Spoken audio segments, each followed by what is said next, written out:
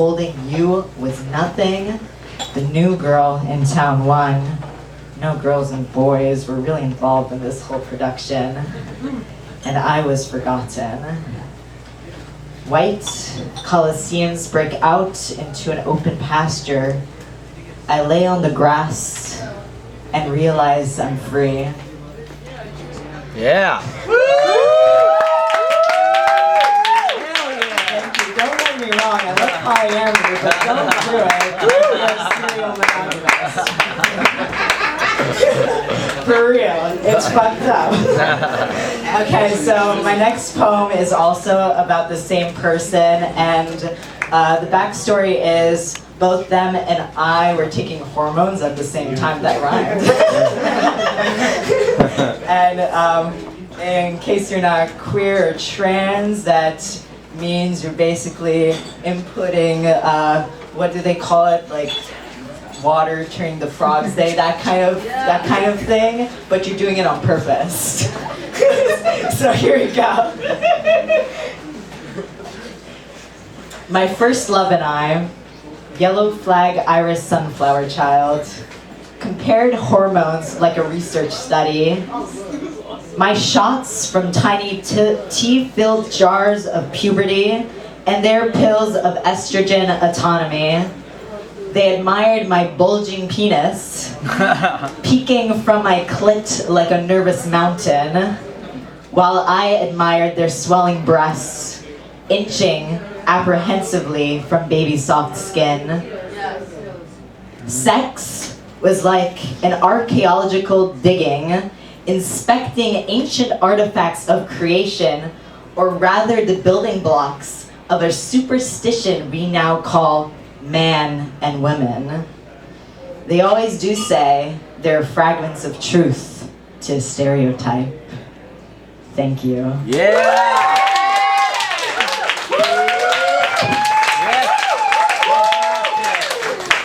The great hyacinth, everybody, returned from Halloween. We've been waiting. We've been eagerly awaiting the return of Hyacinth. Thank you for coming. The great Hyacinth. One more time. All right, do we have the real King Josh? Is the real King Josh still here? The real King Josh. Okay. Can we get Seth Garbage? Seth Garbage, everybody. Yeah, I'm coming. He's got a book. He's here with the lit. Thank you for sticking around. We're going to get to everybody. Seth Garbage, everybody. Yeah! Seth Garbage! Alright, thanks everybody for sticking around. I have some topical poetry. This first one's new. Jesus Christ, I can't see anything. Called On the Junior ROTC, Making a Comeback in High Schools Across the KK Country. I don't know if you know what the ROTC is, for those who don't. It's the Reserve Officers Training Corps. It's a bunch of fucking US propaganda. One accomplice administrator says, "It helped my brother straighten out and become the natural-born leader he was always meant to be. Now, if the Army doesn't manage to straighten out the delinquents and wayward freethinkers in life, there are some nice, neatly ordered rows down in Arlington, where all the surplus dulcet and decorum, that's where they store 'em, and just about the most prettiest, perfectest perpendiculars score 'em, so you know exactly who is who inside that deep and duty-dug ditch, which when grown over, roll calls no clue, but under which the stiffs can unerroneously measure the width of an at-ease wingspan clipped by a superabundance of glorious mori. Oh, children, children, very good. It seems you've really understood the assignment at last and forevermore, gold star plus plus, and from shore to shore, that you should a shining example be to all the bent youthful citizenry, who to kill and die were only born free. Well, perhaps that's better than what the other side can hope to see. A heap of bodies, liberated of geometry." Yeah. And yeah, as Matt so kindly mentioned, I do have a book. It's new. Yeah. So, who here has done anal? This one's for you, for me, for all of us. And I suggest you try it with consenting adults. Having got a little duty on his dick. Having got a little duty on his dick, when disengaging pleasure from its seat, he warned the prostrate wooed he might be sick, and the latter scrambled with fingers fleet for sheets around, and having gathered all, a vessel did he organize them in, to receive wine and vanity recalled from deepest chambers, dark and trembling. The prudishness of custom has been purged, for now desire learns its opposite lies not in some base function, but above the body's integration and its urge to unionize its nature composite in every state. And look, they are in love. All right, and I got one more for y'all. Thank you. These are 5 haiku inspired by the Democratic Party of the United States. Those exemplars of patriotic heroism. Number 1, the mayor smiles. Developers also smile. Neighbors start packing. An eve of a vote. The congresswoman whispers. Her husband buys stock. Nancy Pelosi. One green valley thrives. The senator lives nearby. His coal mine belches. Joe Manchin. 2 dead reporters. The president pronounces only one name right. A munitions deal. A decisive storm rages. Blue, yellow flags flap. Thanks very much, everyone. And yeah, the book is called Narrow Bridges, Little World. If you dig it, I'm Seth Garbage on Instagram, and you can reach me there.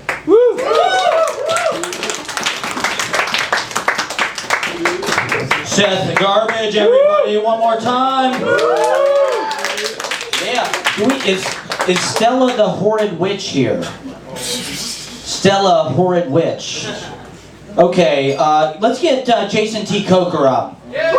Very funny comedian. We're super excited to have him here on the open mic. I like his vibe a lot. Let's have a big round of applause for Jason T. Kocher. Everybody.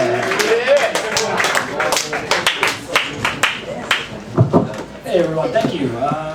So if you haven't seen me before, my comedy is a lot like Where's Waldo. The jokes are there somewhere. They're just very well hidden. I've even forgotten where I put them. So if you find one, yell out, and we'll turn the page. Okay? So here we are. We're pretty well into the new year, and I've always been pretty bad at New Year's resolutions, but I'm going to give it another shot. I don't think it's too late. I'm going to try to write one new joke once a week, every week, starting 14 years ago.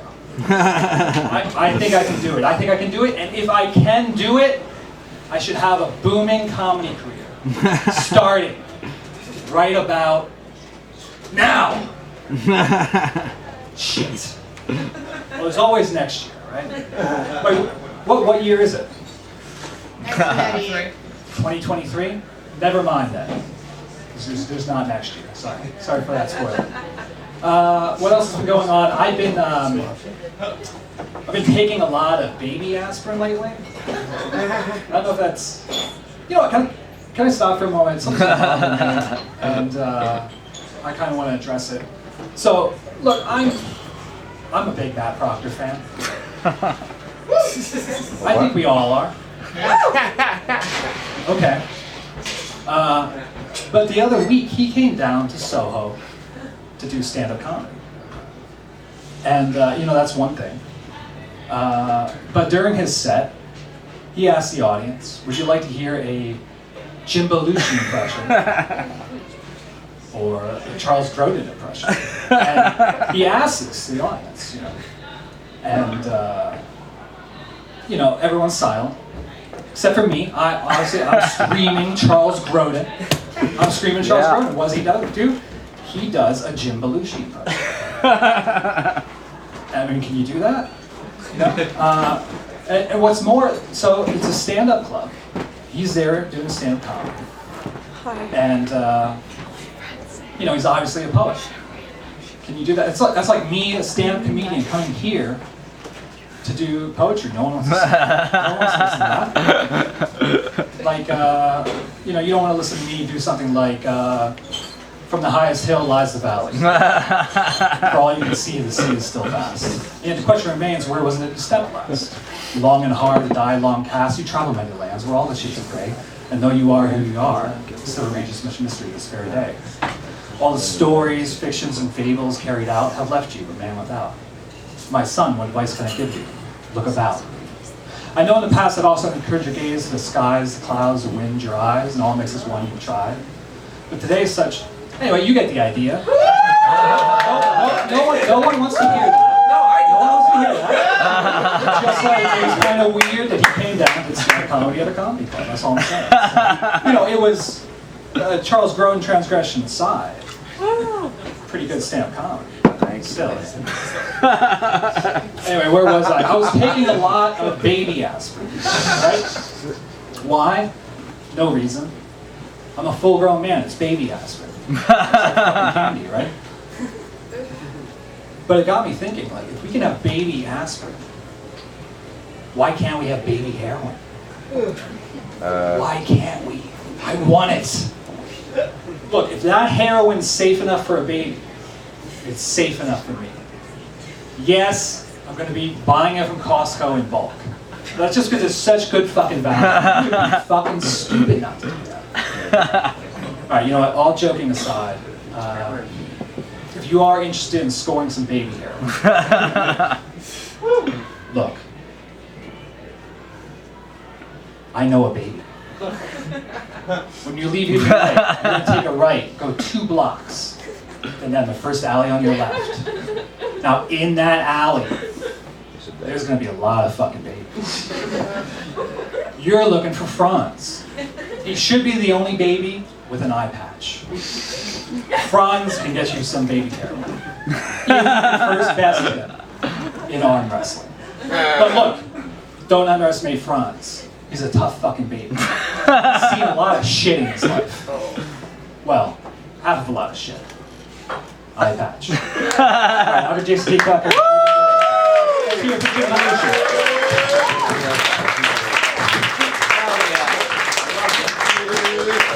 Jason T. Kocher, everybody.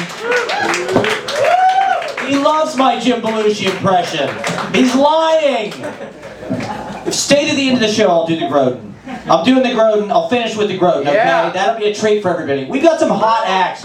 Thank you guys for sticking around. This is where the show begins. Now the straight-laced losers can go back to their jobs. Now we can fucking get nuts. Alright, so let's get Andrew Beasley up here, putting out a new Devastator Baby magazine. Andrew Beasley. Thank you all, thank you. I'm going to read some prose for you tonight. I'm going to read a passage from a short story I wrote.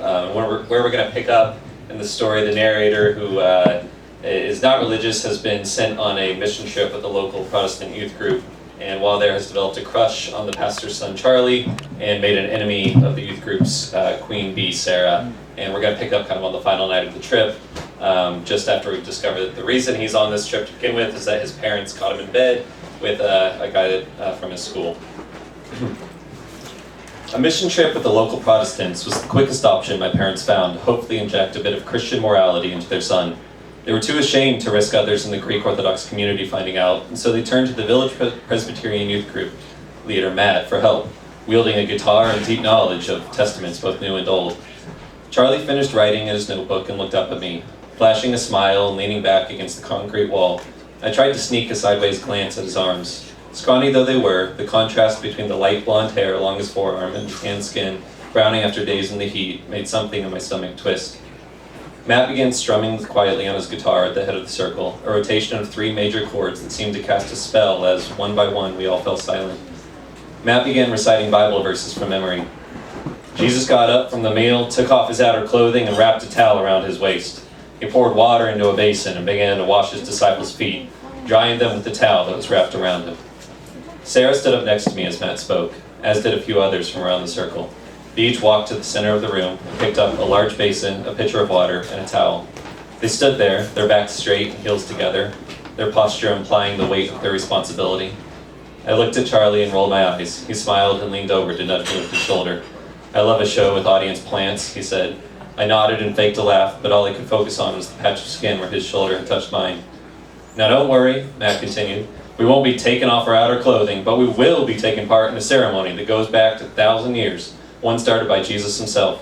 He paused to gaze around the circle, clearly expecting us to be impressed by this information. Met with only blank stares, Matt began to explain how the ceremony would work. The volunteers in the center, each with their own basin, pitcher, and towel, would choose one other student from the outer circle. They would go to that student, pray with them, and then remove their shoes and socks. They would pour water over their feet. Then they would use the towel to rub the feet dry. Once the process was complete, it would be the cleansed turn to choose another. We were to proceed like this until everyone was shoeless, sockless, and clean. Most of the volunteers in the center pretended to give their first choice serious thought, enjoying the tension of their decision. It was up to them to decide who was worthy, to give a visible signal of the socio-religious pecking order in the youth group. Sarah, however, didn't hesitate. She beelined straight for Charlie, who acted ecstatic, rubbing his hands together in faux glee. Sarah knelt before him, placing towel and basin and pitcher on the ground, and took his hands in hers. She began to pray loudly, eyes closed, and managed to work in a few lines about unbelievers, presumably for my personal benefit. I tried not to stare as she removed Charlie's shoes and socks. He wiggled his pale toes in her face, and she gave him a disapproving look. Thrusting his foot down toward the basin, she splashed water on it. "As Jesus did to Paul, so I do unto thee," she said. This line, I was fairly certain, was a flare of her own creation. Once she finished drying Charlie's feet, she handed him the towel as though it were a holy object, bowing her head. When Charlie made no move to grab it, she looked up and glared at him. "You have to pick someone new to wash," she hissed. "Oh, right," Charlie said, and took the towel. To my surprise, he turned to me. "You ready?" Charlie knelt, and after removing my shoes, took the hem of my socks in his hands. One at a time, he rolled the socks down until they punched over my heel, and then quickly yanked them off with a flourish and placed them on the floor next to us.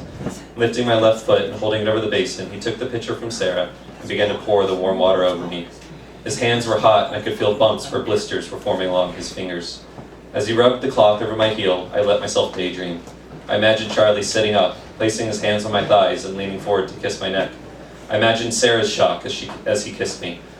Perhaps she would drop the pitcher and it would shatter, shards of glass and water spilling out radially towards all those watching. I imagined Matt's cords halting and shrieks emerging and the staff running in, wondering what sort of hell had broken loose in their haven. I was snapped out of my reverie by Charlie flicking the tops of my feet with a towel like an old-fashioned barber slapping the neck of a customer. He wiped some pretend sweat from his brow, then winked at me. "All right, bud, you're up," he said, holding out the towel to me. Hands trembling, I took the towel and picked up the basin. The floor felt cool against my bare feet, and despite my lack of conversion, despite the rising smell of sweaty socks in the air around me, I felt, for a moment, cleansed. Thank you. Yeah! As Matt mentioned, I'm the editor of a lit mag called Devastation Baby. Any of the talented writers here, I would love to have your work. We have an Instagram, just the name, so please submit. Thanks. Yeah! Andrew Beasley, everybody, once again, we're going to get to everybody. We've got a lot of exciting performers coming up. Dillon, Krause, and other. So let's keep. We're gonna enter the xlad. I think it's time. Welcome to the Black Lodge. Now's the time for. I'm Agent Cooper, so here comes. Fuck you, Agent Cooper.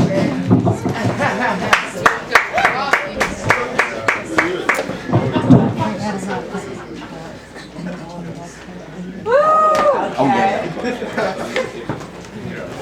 Oh my God. Let's see, I might want to lower the music just a tad. Yeah, this is going to be a little bit more intimate, a little bit more involved this time. I'm going to require 3 volunteers. You got 1, you got 2, and a third. Well, actually, the third one is there's a bit more of a technical requirement for the third one. I need someone who's got a pen and paper available. We're going to engage a little technique known as automatic writing. I have a pen and paper. Maybe you'll be that one. Okay, so then You stay where you are and you write like a motherfucker. Get yourself, rip open a page if you can. I want it to be separate from everything else. Keep your mind open, yes? And choose your words sparingly. Or at least in the automatic rating. I trust you. You trust your faculties? I trust my faculties. Boom. Alright, great. Okay, now let's get the first one. Okay, perhaps. I'm gonna have you stand right over there. Right over where? There. And I need one more. Come on. Yeah. Go.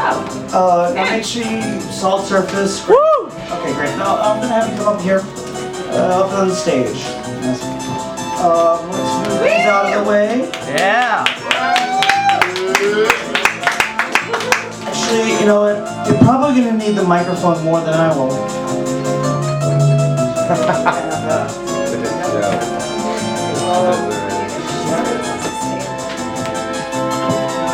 All right. Yeah. Yeah. Yep. Okay, clean it up. Woo! Okay, your names, folks. Christian. Voices. Christian. Voices. Moises. Vladimir. Now, I'm very proud of you guys, Christian and Moises, for volunteering to do something you don't even know what the fuck you're about to do right now. So guess what? Guess what, assholes? This is what you're about to do. Which one prefers nightmares and dreams? Argue amongst yourselves. The worst best dream or the best nightmare you've ever had?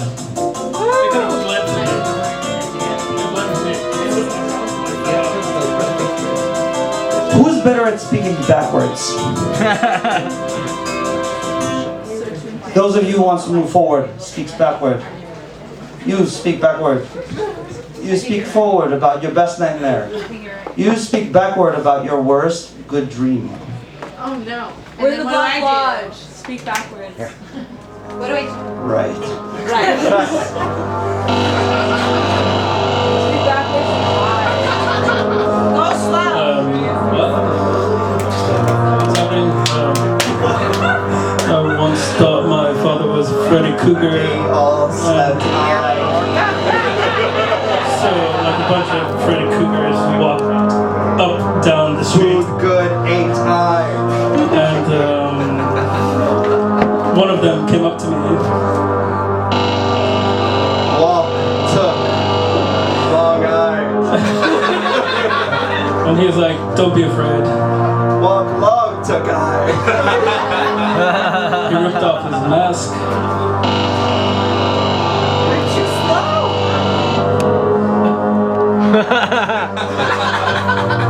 Weed mid smoke time. He was like, "Don't be afraid." Keep going! He said, "Don't be afraid, I am your father." He was like, "I am your father, don't be afraid." Words lightly. Only was. I was shook, you know? I was very shook. Whelmed was I. I was so shook. And then he took off his mask, his Freddy Cougar mask. Difficult is backwards talking backwards. Both.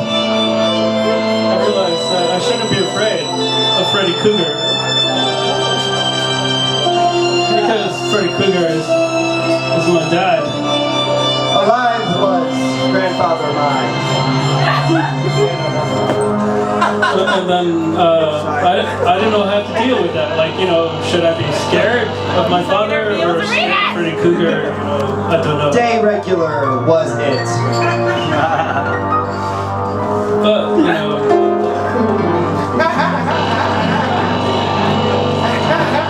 So what Difficult. I feared my father, you know. Is backward talking. Backward talking. My letters was ready whenever you Freddy.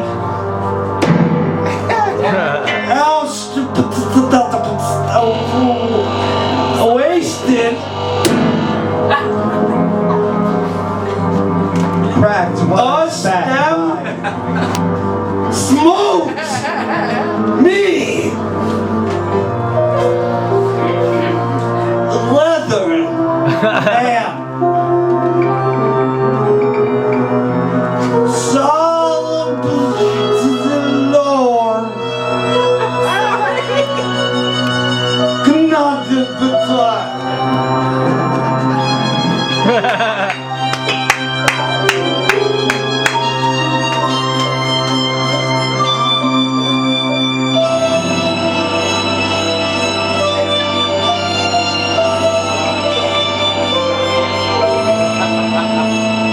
If I am what I eat, then I guess that makes me a total pussy.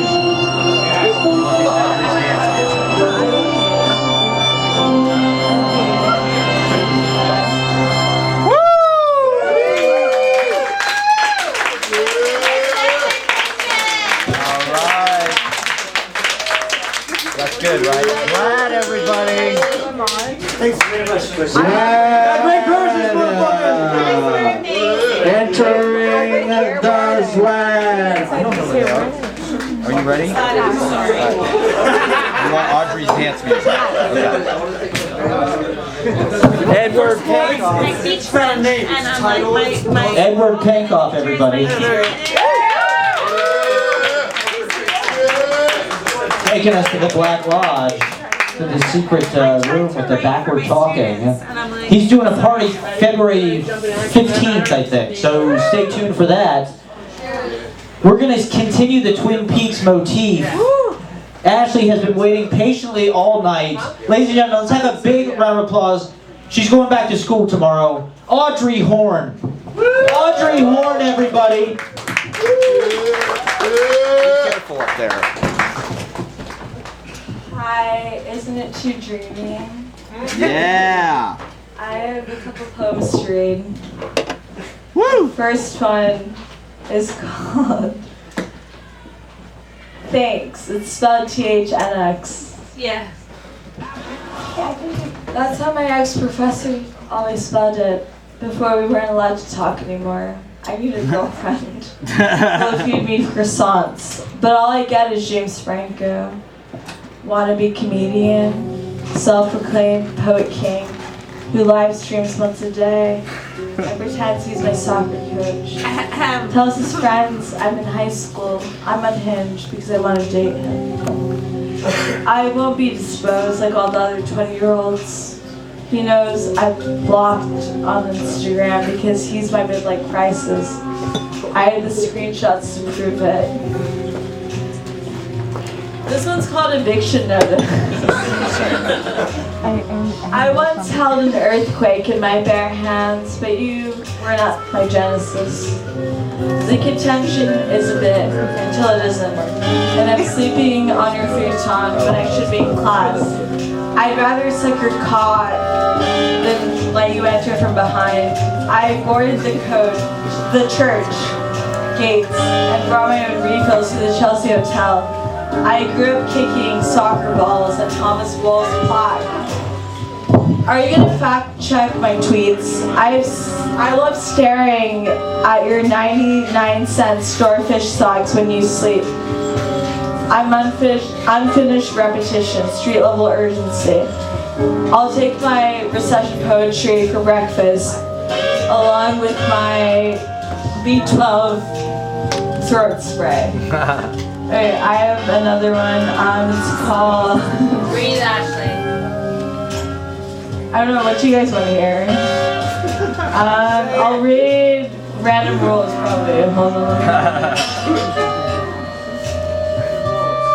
Agent Cooper sucks. Like, I mean, like, who the fuck killed Laura Palmer? I just want to know. Like, I'm like, my best friend fucking died. But it's like, what do I get? Like, I don't know. I don't know why she died. Like, who the fuck killed her?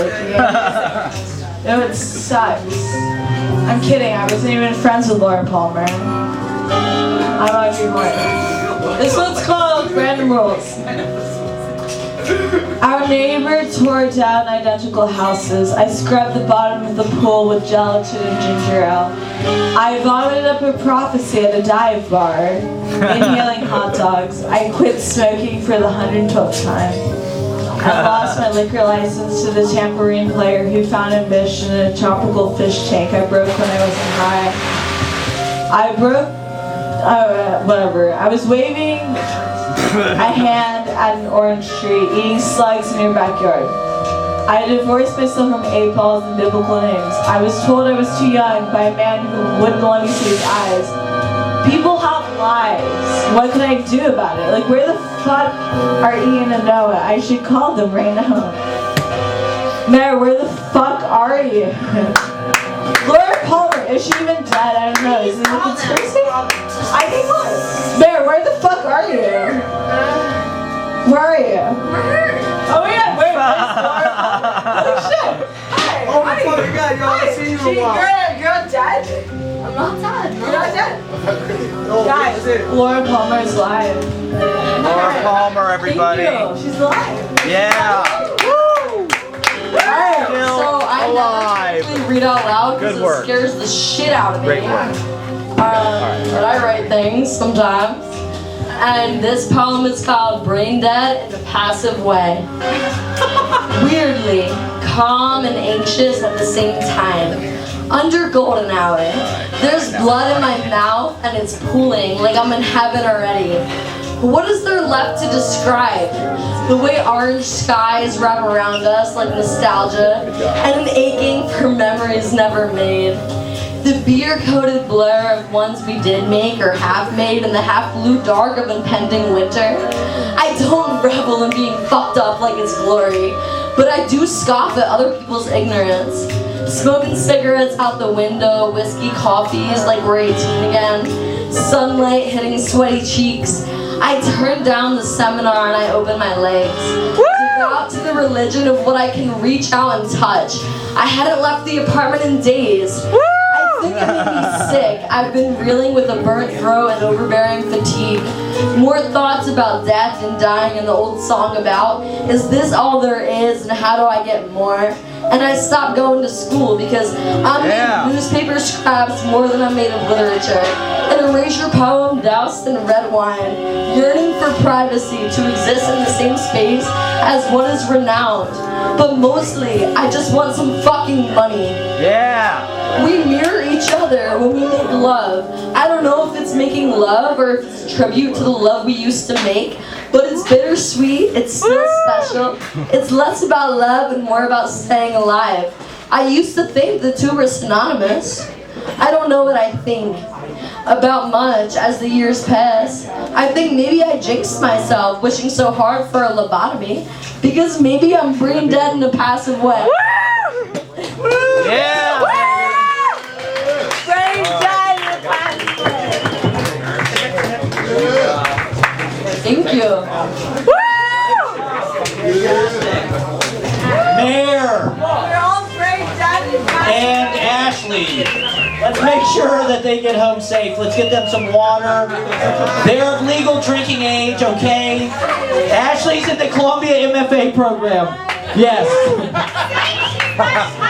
She's 22. She's 22 years old. She's my friend. We're friends. I got into this sick joke about James Franco, and I cannot make it stop. I can't make it go away.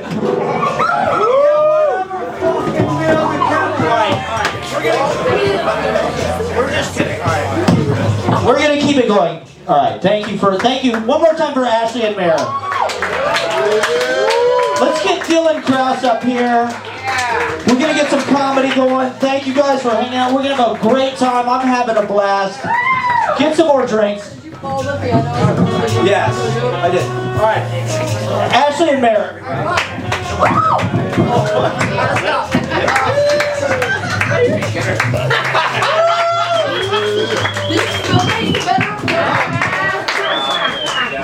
Holy shit. I feel like we just came out of the upside down. The last 20 minutes has been like a weird dream. Welcome back. I have like one of those worms coming in my nose. All right, I'm single. Yeah. Thanks. Yeah, anyone single in here? Nice. I don't use dating apps, so I'm trying to make good use of this time. Talk to me after. No, I'm single for a while actually. Before I figured out I was single. My ex quiet quit the relationship. It was pretty smart the way she did that. She started with, we were dating for a while, and then she's like, she presented the option of an open relationship. It's never a good sign when your girlfriend's like, you know what we need in order to make this relationship work? Everyone. She just puts up a help wanted sign outside your relationship. And then the final straw is when she said, we just had to set rules with it, and that's, we can hook up with anyone we want, except each other. So, this feels like a breakup. So, spending a lot of time with my parents. My mom gets mad at me because I don't watch the news. And she's always like, why don't you watch the news? I'm like, because I used to watch the news actually, but now I've seen every episode. You know? Every time they're like, hey, you know how there's been horrible things happening every day since the beginning of time? You're not going to believe it. It happened again today. So, I feel like the news should be new, you know? Like, it would be news if they were like, yeah, this just in. Everyone was actually on their best behavior today. Everyone was really good. Yeah, breaking news. A conservative had a conversation with a trans person and they used the proper pronouns. And in other news, Starbucks is paying the baristas more and the default tip will no longer be 40%. My ex went to Sarah Lawrence for college, and she's a big feminist, which is pretty redundant.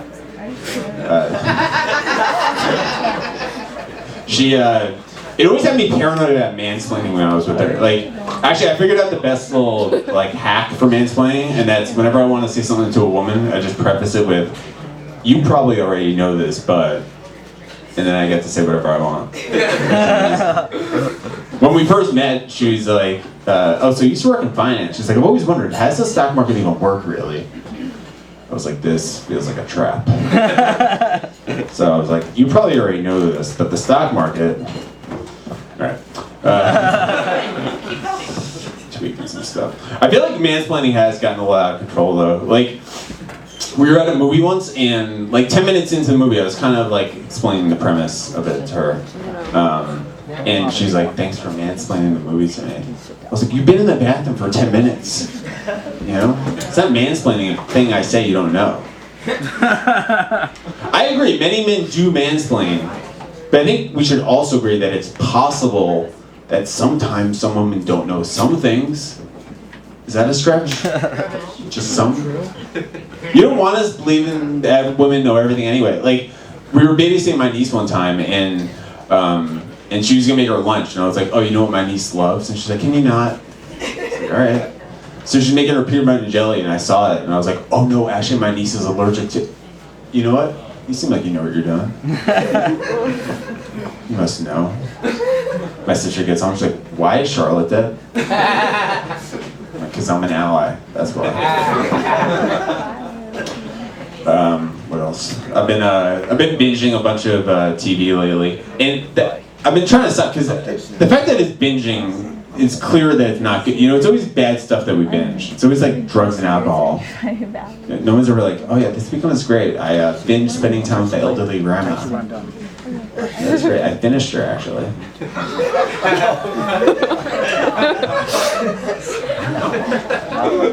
What else?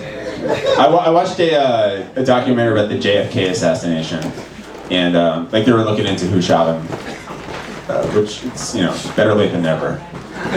And they narrowed it down to the government, the Russians, or the mafia.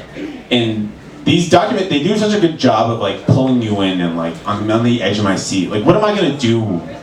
I'm like, I swear to God, if it was the government, I'm saying something to them. Right? That's not right. You know who did the investigation when he was shot? The U.S. government. The government sat down and asked themselves, did I kill the president? There's a lot. I don't believe so. To be honest. One guy's like, hey everyone, sorry to be that guy, but Sorry, it's just like... did anyone happen to blow the president's head off? Does that ring any bells?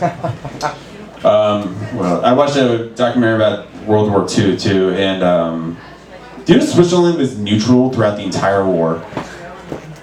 Way to stick your neck out when we really need. Everyone's like, hey Switzerland, we really need your help. Like Hitler's going nuts, and they're like, yeah, we think we're gonna stay out of it. All right. Seems like none of our business. Like, no, you understand. Like it's really bad. They're like, la la la la, I can hear you. It's kind of like when you're friends with a couple and they break up, and you're like, hey, I'm still friends with both of you. And then one of them's like, he's doing the Holocaust. And you're like, hey, I'm not taking sides. All right? All right, that's it. Thanks. Woo! Yeah! Dillon Krause, everybody. Hilarious. All right, let's get Aidan Grady. Is Aidan Grady, all right. Great writer. Had a great piece about Vince McMahon I really liked. Aidan Grady. Alright. This is from my collection of poems about American heroes, but this person's not American. Bono records one more time, he tells himself. He has repeated this for 43 hours. The engineer and producer have left the studio. Edge, says Bono. Can you add a little more delay on the next take? The edge has been collapsed on the floor since take 73. Who are the other members of U2, Bono asks. He finds his reflection in the body of his Gretsch, the image repeated infinitely in his mirrored aviators. His gaze takes him back to his schoolboy days, being picked last for football during recess, the neighborhood bully Seamus O'Connelly calling him Bongo before hitting him on the head.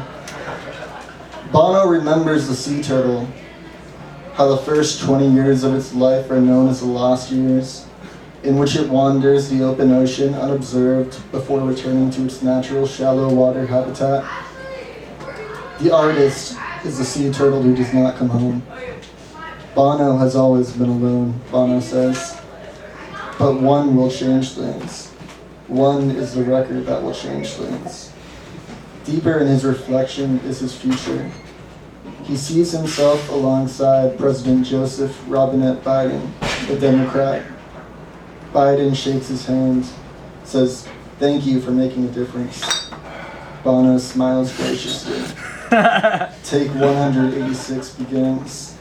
These are getting better. Thank you. Yeah! Aidan Grady. U2 has the worst. I heard they're gonna like re-envision their whole catalog and like release an album of like reimagine their hits, and it's like Jesus. They have the worst ideas of anything. That thing where they put their album on everybody's iPhone. How could they have such bad ideas?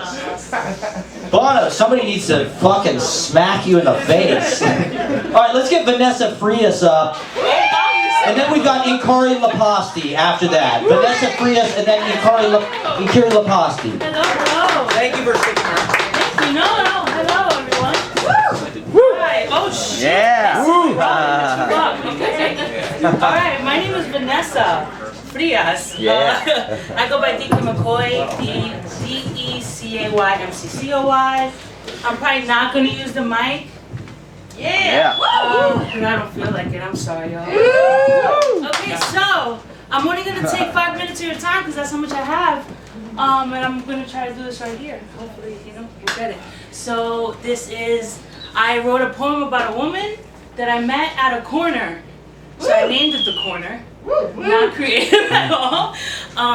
So it's a poem about a woman, a poem about a man, because I like to, live on both sides the best way I can. Alright, so bear with me, y'all. I was walking while listening to the raps of the Black Frank White when I first saw her. Shorty was standing at a corner. And with a mean mug on her face, there she stood. But from that moment on, I knew that I was born to change the mood. You see, God gives you courage you thought you never had, so I went up to her, and the minute she looked at me, my heartbeat sang the rhythms of two crazy kids in love me. My soul was already yearning for her, and that's crazy, but love's a little crazy, so I'm with it. If I don't say another word, her eyes will forever be infused in my mind, so I said, what's up? The face of a guarded queen looks up to me and says, nothing much, what do you want? And I blurt out and I say, all of you. I know that's not smooth, that's some herb-like behavior, but I will never lie. And she finally cracked a smile. Because I know she forgot how it was like to be a queen with no crown, but I will worship you, I will pray for you, I will sacrifice my life for you. But like I said before, love's a little crazy. So I asked her name and she said, Shireen. Ooh, Shireen, if you let me, I will get you out of your funk. But first we should go grab a coffee. Fuck that, make that 2 or 3.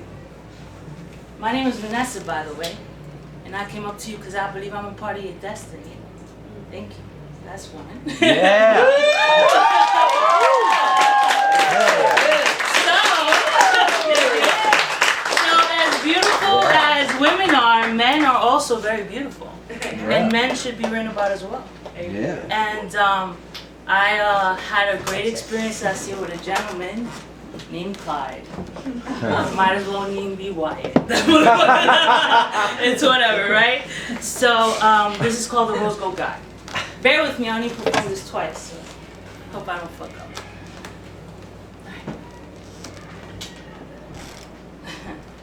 The sun don't shine that bright, not like him. Shit, you should see him. He has these eyes that'll make you feel like it's gonna be a good day. And a smile that'll make you weak at the knees. I told myself, Vanessa, you better not kneel to him. Shit, you better not start praying to him. Damn, but when I kneel, he filled my mouth up with gold. Ooh, his body's tense but warm. And when he gripped my body, it felt like he wanted us to infuse. It's gonna be hard to get over the rose gold god. You see, it's gonna be hard to get over the rose gold god. Because I'm an earth that likes to keep her cool. I'm always moving like something. I have a voice that can sink 1,000 ships. You know, I heard he was a myth. The God that turned himself as human to walk among us and forgot. Until I came. And he made a home between my thighs and remember that he carries constellations on his back and the secrets to the world in his palm. Shit, I should tell him that I'm magic. Anything he needs, I'll get. Anything he wants, I got. Because I'm the one, I'm the only one, I'm the magician. Back to his eyes, you see. I look into them and I lose all sense of time. And it kind of fucks with me how my heart and mind intertwine. Every time I think of him, oh child, you need sight of him. So I'm asking you, how do you get over God? Oh shit, I forgot to mention, he also waterbends. Where his ancestors talked to him in between the tides. I know how you get over a God. You don't. And go figure, I start praying to him. And I'm crazy enough that I still want to get lost in him. I'm at my wit's end loving someone like that. So I have another question for you. Who are you in love with? Thank you.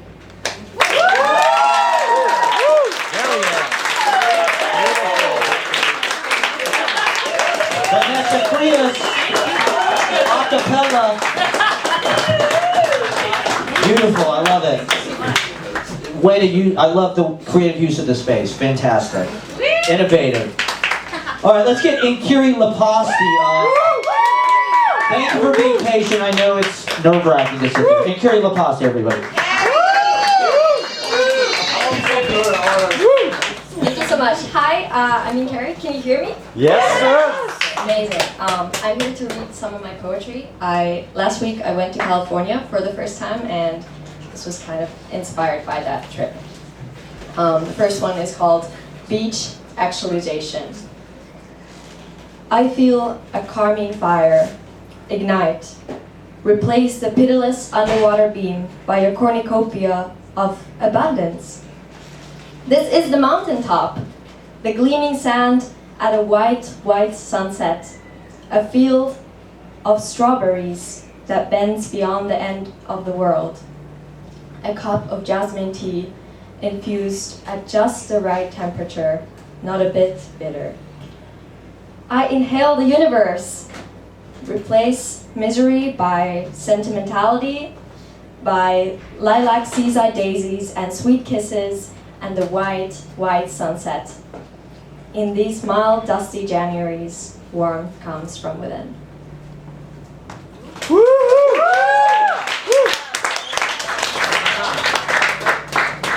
Thank you. The second one is called The Lesson. At the penultimate stop, an elephantine memory shatters the glass. A million sisters of crystallized anger, of seething lust, of misinformed charisma thrust out through the car window into the sleeping meadow. The flowers bow at the fleeting moment. You are so beautiful and so deceived, they whisper softly into the wind. What is it that you want from me? The memory cries to the far-reaching fields, and the fields echo their wish. Teach us to desire, to yearn, crave, ache. Teach us what only a memory of a fading summer's day can teach to iron-cast, calloused mold. Show our fragile stems how to ooze in anguish at the altar of an escaping image, amid the hills of rotten petals. A drowsy poppy lifts its head in the tranquil distance, and the memory nods at the sprouting soil, giggling. Isn't it obvious? To feel deep yearning is to compromise one's roots, is to accept faith as it lays, anticipated and cooled off after yesterday's ivory heat. Thank you.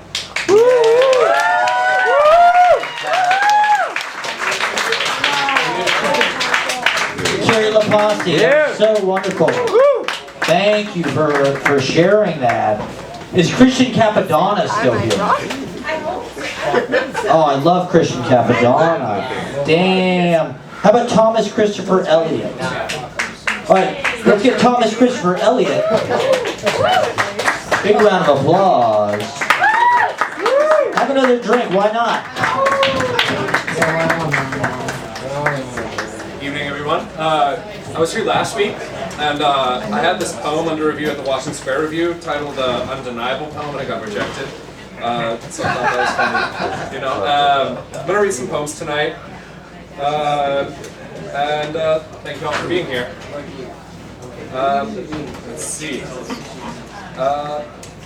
The purple robes of the artist destroys yellow to create green, and until one is blue as is the sea, pure azure, celestial clarity, love, born of mustard, emerald it will be, until ashes rise into the sky, ocean, and the orange flame, loving sun, red-hot embers of one's passion, primordial rattle and hissing wind, lick of the serpent's fiery tongue, and teeth drawing one's own blood, birthing temperament and the color in the world is orange, green, and violet.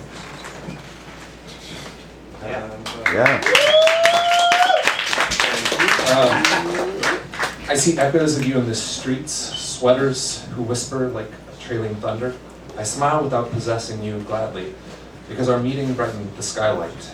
Something from you moves me to write, smiling as the leaves in the wind circle me. And our meetings are brief, shooting comets and debriefs in my mind of fireflies molting. Yes, the moment passes and a lone reason says those were just leaves in the dancing wind illuminating the love within illusion, and only this moment, tactile sensations is real, my hand down your spine, speaking of how much I wish to transcend this lustful draw to the corporeal liquidity of yours against mine friction and climax, and touch you in a prolonged way and lightly as one moves in flow with music, expressing one's ability to melt into and to enhance the spectacle of life amidst nothingness.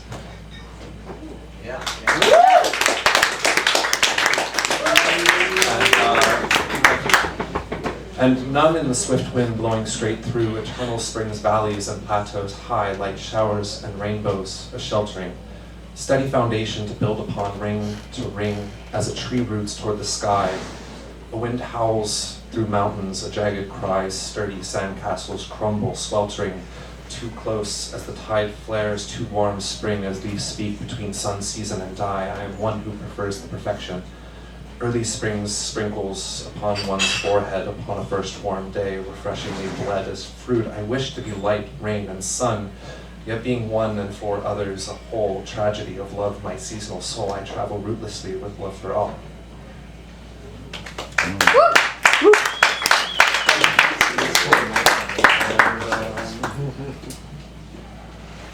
To guard one's substance for the higher, one's being becomes light, and giving becoming the fruit of one's striving, the blossoms in the spring and leaves a legacy dancing in the wind and sun, carried forward and higher within, beyond into those who are moved.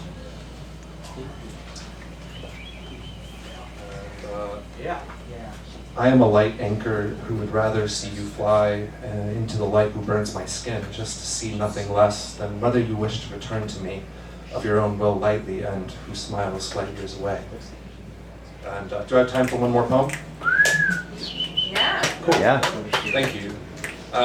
Those ones are more recent. This one's older. I had like this string of, just like going out, hooking up, and like when you do that, you meet people, and you get about 5 minutes into it, and one of you is like, yeah, there's no chemistry. There's that awkward moment where you have to leave. I had like this string of like meeting up with this string of people, and they all had the same name. They were all named Michael.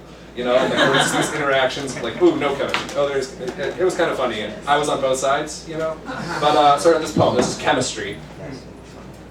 I like when cesium hits water, yet I wish it were more like fire, burning everything it touches and living through us like lightning. And sometimes it's a little bit like baking, and the heat that activates one's desire, the flame giving rise to the shocking taste of electric fur and dripping dew, and fermenting between macerations of the raw skin and lovers' supple lips.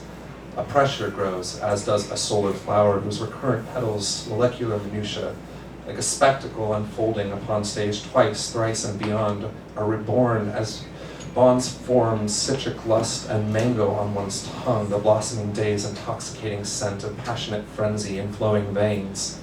Oh, behold, the cesium falling toward her, the dance of the ripe fig and forest floor, where the courtship is slowly caressing, soil and roots intertwining intercourse as one condenses into a second of purity. Thank you.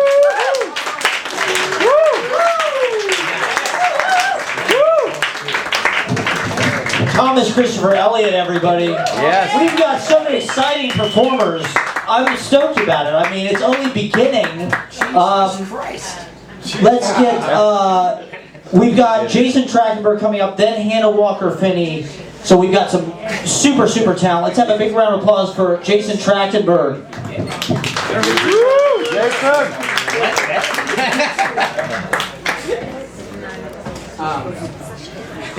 In all seriousness, I'm done joking around. I'd like to really thank Matt Proctor for putting this. I've seen a lot of stuff.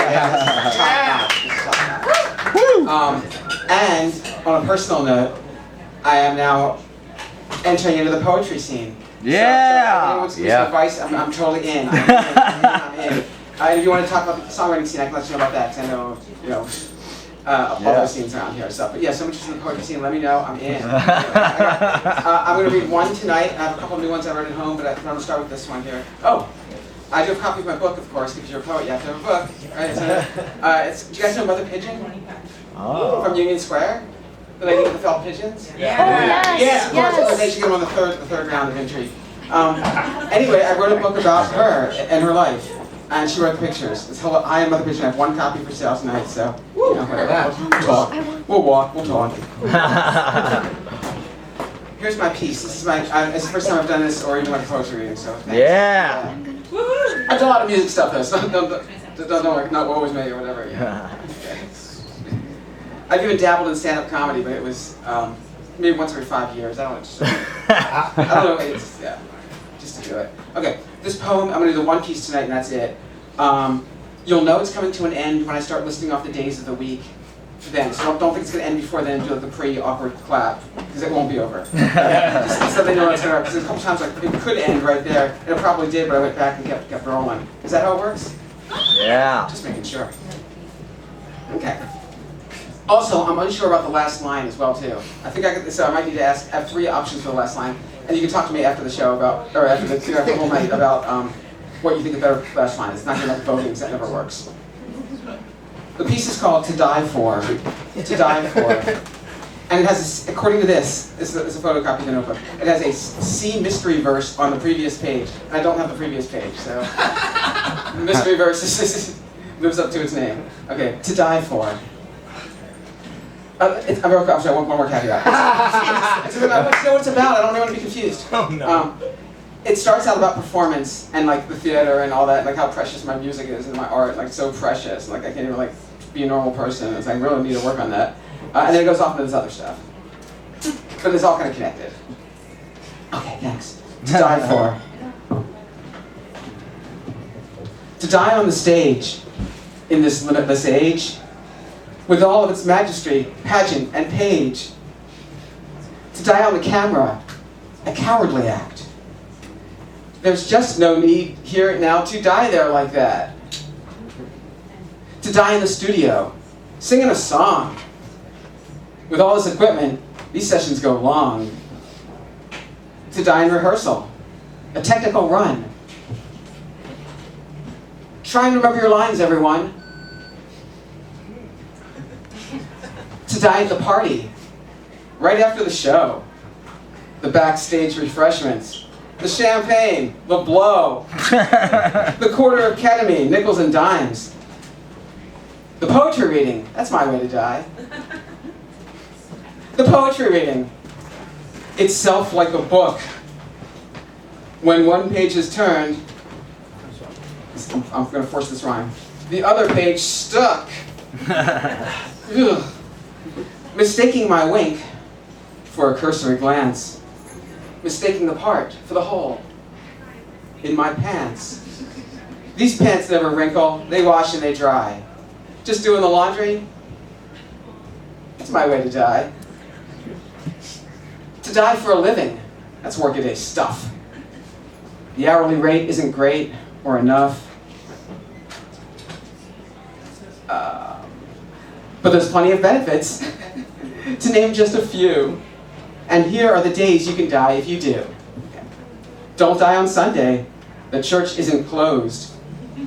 And don't die on Monday in all your clean clothes.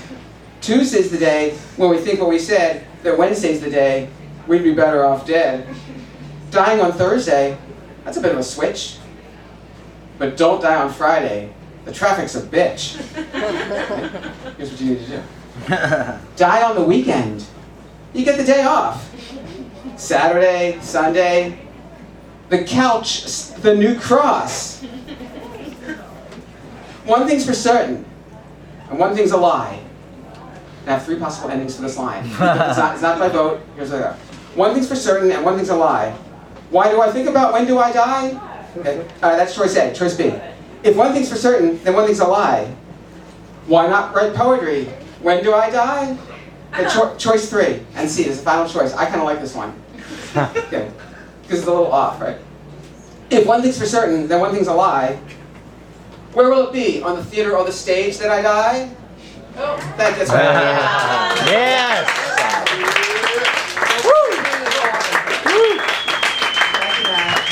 Jason Frankenberg entering the poetry arena. Yeah. Well done. Well, let me know about. I'm open. That's right. Yeah, I don't know nothing about. Master of the introduction. All right, we're going to have Hannah Walker Finney, and then we're going to have Phoebe Bradbury, then Eli Dar. Let's have a big round of applause for Hannah Walker Finney, one of our favorite brilliant genius poet.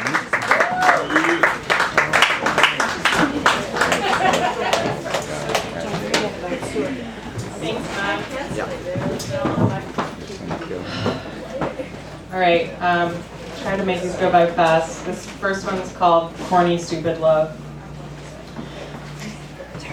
It's the most devastating one, so I'll get it out of the way. My first love was a boy with a duck butt. That's what we called the early 2000s hairstyle, where guys gelled up their front hairs all the way up. I was 12 and wore butterfly clips. His name was Eliot, and he had soft, pillowy lips. He also wore corn t-shirts from Hot Topic, like every day. I really had no idea what corn was because my CD collection consisted of Alanis, Tori, Sarah McLachlan, Jewel. Though upon laying eyes on gorgeous Eliot with his duck-ass hair and perfect pout, I knew my Lilith Fair sensibilities had to go. I began the process of changing myself for a boy. My heart never pounded so hard as when I thought I had covertly slipped a corn CD into my mom's cart at Costco. Costco really was my happy place. I regularly fantasized about living there and living off the food samples, watching movies I shouldn't. This time my mom was on to me. She picked up the CD at checkout, as if she wouldn't see it, and said, "Hannah, really?" I nodded and chuckled like, "Yeah, why are you being weird?" In hindsight, it's as if I casually threw a dildo onto the family-sized boxes of Cinnamon Toast Crunch. I remember being overtly helpful putting groceries away when we got home, as if doing so would erase my mom's memory of the scary album cover with a grown man's shadow looming ominously over a child in a swing. The parental advisory sticker warning me that this was a bad idea, but love was a bad idea. I'd snuck the CD out of the bag and clutched it to my chest and raced up to my bedroom, eager to learn the secret wisdom of my future husband. My stomach was in knots as I placed the disc into my boombox, dimmed the lights, and lay supine on my bed. It was like losing my virginity, but more thrilling. What proceeded over the next 20 or so minutes remains the most elaborate exercise in self-hypnosis I've ever performed. Every time my brain veered instinctively in the direction of "this music is bad," I'd shut my eyes and force myself to imagine Eliot's affection multiplying while I casually discussed Freak on a Leash. "This is worth it. You like this music. This music does not suck. Jules sucks." I glanced at the track list on the CD case and saw that I'd almost gotten through the whole thing, and felt relief in the deepest part of me that even I couldn't let myself acknowledge. I'd almost reached the finish line when suddenly there was a break in the song, and lead singer Jonathan Davis screamed, "And you're gonna suck my dick and fucking like it!" Yeah. My face caught on fire. My heart raced. I couldn't move. I did that thing animals do when they think they're about to die. Tears welled in my eyes. I had an idea of what a dick was, but definitely didn't know you could suck one. Everyone screamed at it. Was this what my beautiful Eliot regarded as art? Was this what his mom drove him to Hot Topic for? Was this his jewel? My mom called me down to the dinner table, and I could barely look her in the eye. Over the course of the next few months, I bombarded my brain with the sound of corn, barricading my musical taste by shunning every female singer-songwriter and spending all my feeble allowance on corn t-shirts. Eventually, when wearing one to school, Eliot took pitiful notice and said, "Oh, tight, you like corn?" And I nodded, blushing. Yeah. Okay, just two more.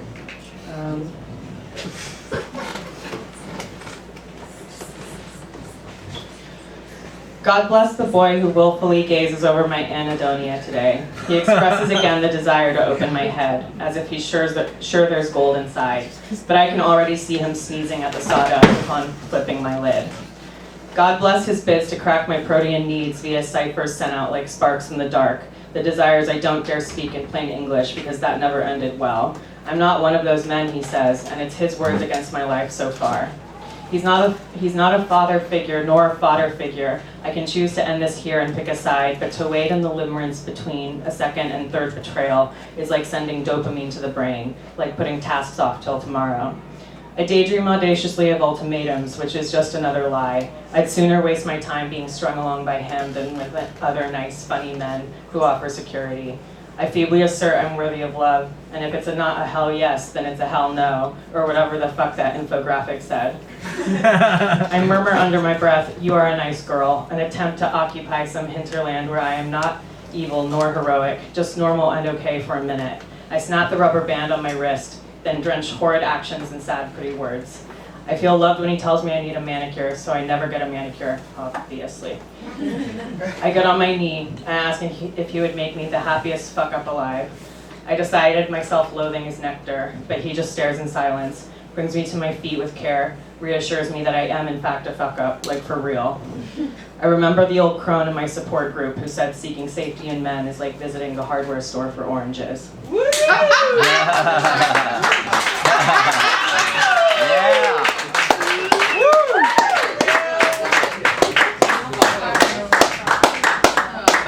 really last one. Adam is 3 years older than me, and when he sends me horny drunk texts at 1 a.m., he uses Gen Z acronyms I have to Google, which might be the kinkiest part. But it could be that he brought it the next morning, saying he'll never do it again, despite him sending another one the following night. And later I tell John I wouldn't mind if he acted a little jealous every once in a while. I tell him I think it'd feel nice sometimes, but John just says he's not a jealous guy as he takes my last pizza slice. And it makes me think of the time in college when I got a pizza for free because the pizza guy thought I had pretty eyes. My then boyfriend drove home way too fast while yelling, "I know you have pretty eyes," as if someone else was getting credit for a puzzle he'd solved months before without alerting anyone. And when I moved to New York, I bring this French guy with me who says that every time we get a food delivery, I act as if the delivery guy is giving me an Academy Award, like I will break into tears. The French guy wasn't wrong. And I text with a boyfriend, and I remember the David Berman line about, "Do you remember the way the girls would call out 'love you,' conveniently leaving out the I?" And I know he is a boyfriend who will never be my boyfriend. And at my brother's apartment, I have to put my head between my knees mid-conversation because it's Sunday night again, and I'm struck with sadness over missing someone who is nice and good. My brother tells me he means this with love, but I should try to stop being a little bitch. And when the lady who is about to give me toad venom asks me to think back to a humiliating event, I think of the Japanese businessman who somehow rendered me into such a state of submission. I was holed up in his apartment for 2 days, or I think it was 2 days. He'd give me lots of vodka that went down like water, and would tell me before he headed out that I was to assume the same position until he returned, which would be hours later. Hold this position, hold it. And I believe I did, because he kept telling me I'd make a really good wife. And thus begins the ergonomic tradition I follow over and over, where a minuscule plea for affection must be met with a token of devastation. And I realized the Japanese businessman thing wasn't really that humiliating to me, so I sketch out a vague memory from elementary school. I figure that's where most humiliation comes from. And then the lady rewards my honesty by poisoning me, telling me to hold my breath for as long as I can. Hold it. And I believe I did, because I exhaled a billion stars, orbs I'd been hoarding for fear they'd never come back. And there in the dark, with stars spinning, I can't help but yell, "It's a party, it's a prom date, it's my prom date." It's thousands of pretty eyes winking back, and I've never seen anything like it. And I become my own boyfriend, whether I like it or not, and right now I love it. And stars are dripping down my chin, and I sublimate into the darkest ink of the room, where I would never need nor doubt another's love again. And I couldn't see it, but it was all there, and it was just like Dorothy said. And you were there, and you were there, and you were there, and the Japanese businessman too.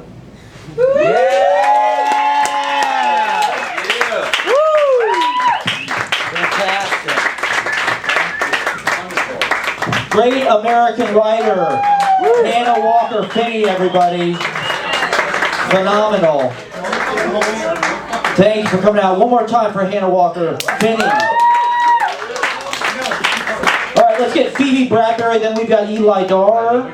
We've got a lot of great comedians coming up. Bogdan, Isaiah Mueller, Stella is here, Mo Black, Nick Crespo. We're going to get to everybody. Refresh your beverage. Let's have a big round of applause for Phoebe Bradbury.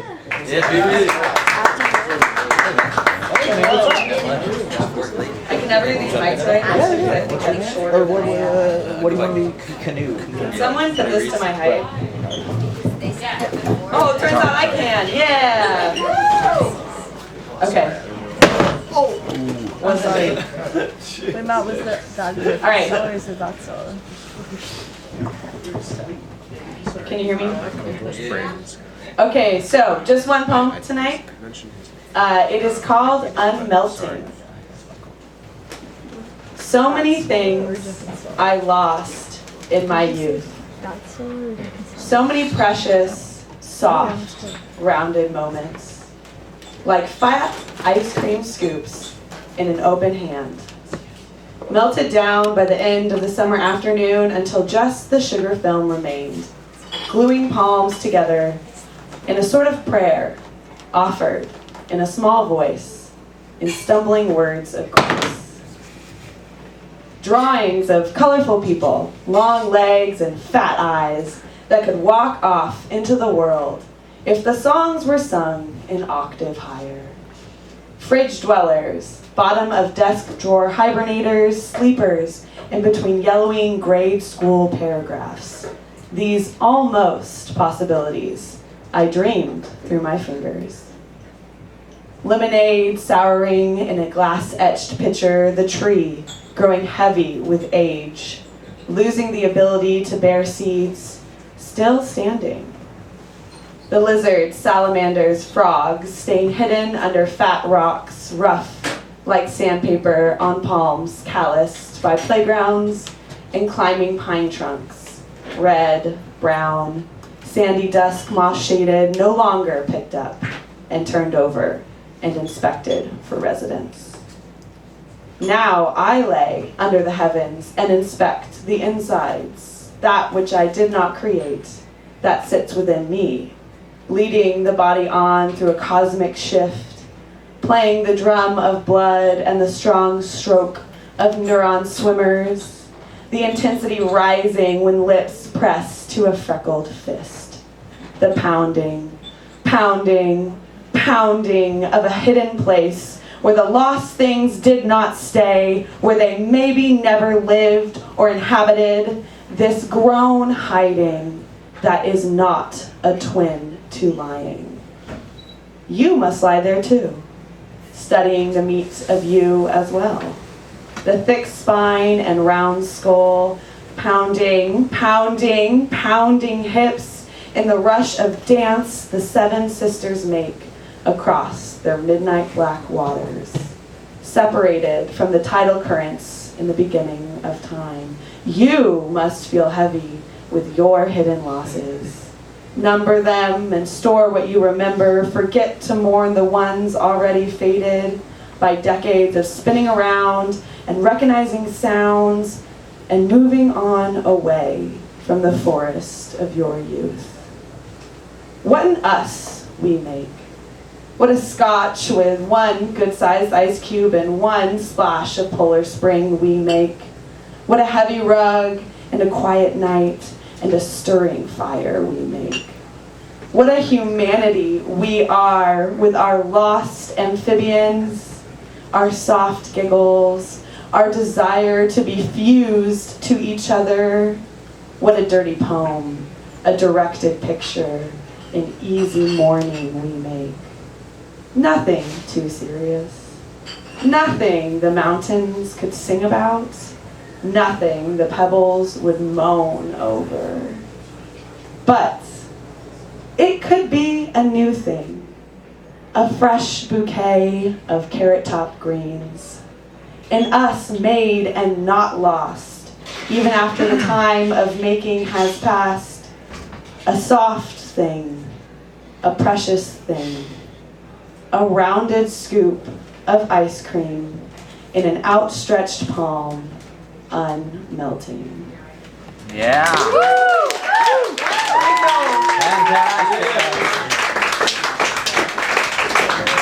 Phoebe, everybody. All right, we're going to have Eli Dar and then Stella after that. So let's have a big round of applause for Eli Dar, everybody.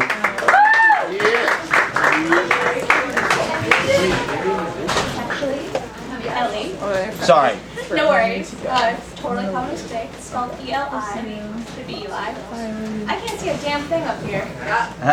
Cool. All right.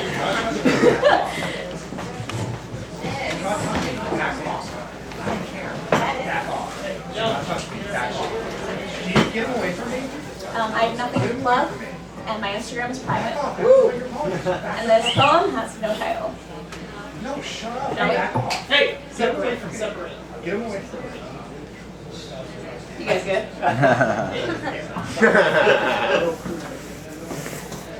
Gender's what's in your pants! Man, are you aware that I have two pockets and half a human body in these pants? That can mean anything. If gender's what's in my pants, then gender is my phone, my keys, my wallet. If gender is what's in my pants, then gender is my ass.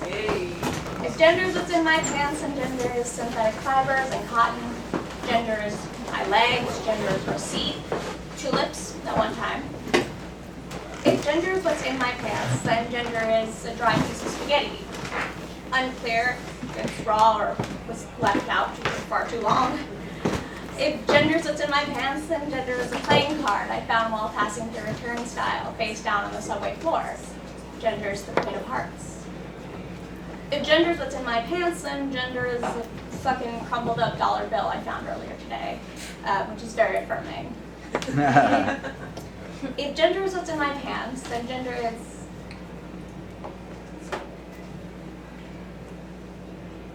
none ya. Gender is bi, gender is get off my fucking dick. If gender is what's in my pants, then gender is a heavy load for my own adult to carry. Oh. Okay. If gender is what's between my legs. Well, if that's the case, then that can be you, if you ask nice. Or under my boot, if you ask nicer. That's where I like to keep my gender anyway. Under my boot, pressed up against my soul. Yeah! Fantastic. Wonderful. Eli Dar, fantastic. Thank you so much. Ellie, sorry. Stupid idiot! Piece of shit! Alright, Stella. Let's have some beautiful music. Stella, everyone.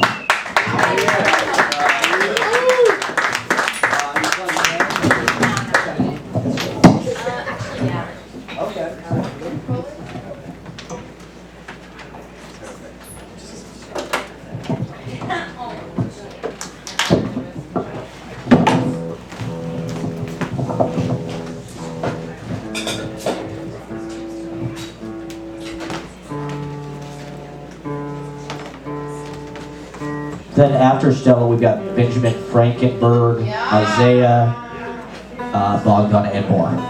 Thank you for hanging out with us. I'm having a blast and enjoying it. Was that my fault or?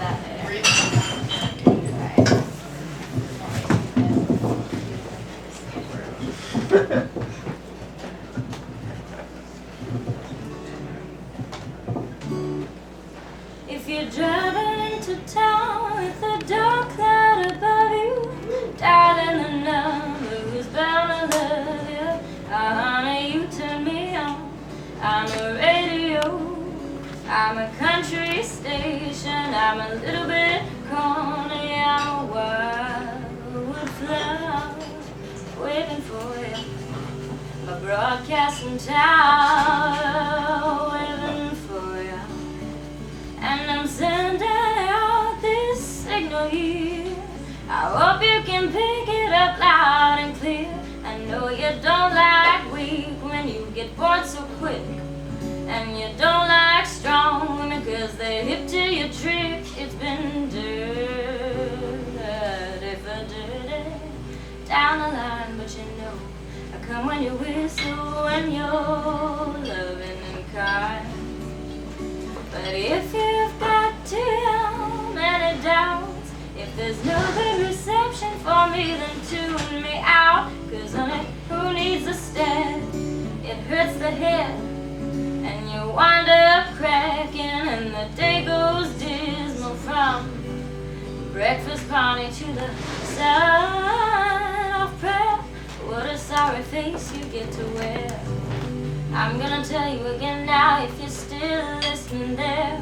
If you're driving into town with a dark cloud above you, darling, I never honey who's bound to love you. If you're lying on the beach with the transistor going, kick off the sand flies and this love still flowing. If your head says forget it, but your heart's still smoking, call me at the station, the lines are open. Down, down, down, down, down.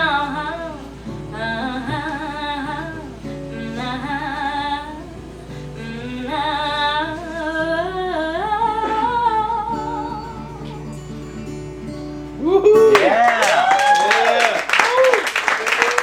I'm gonna do one more. Can we just I need my pink drum. Yeah. Hold on. Oh. Hold on. I got one if you want. Yeah, thank you. Yeah. Awesome. Yes. I think so. I might heard my name after you. Actually, I don't know if I can. Yeah. It's not even on. Actually, there's no back. Oh my god. Shut up. Alright. Oh, cool. Okay. Yes, there we Oh yeah, this is why we're here. I didn't expect this. This is why we're here, baby. Oh, the answer, right. Right, how many? He's shoving. Shove a fucking. You got it. That's it. Okay. So great. Alright, this one I wrote. You're gonna. Landed I could trace the lines upon your smile. Won't you hang around a little while? Travel me out to California. Take me on a roller coaster by the sea. And the sea has love goes. Forget the ladies and all their pretty clothes.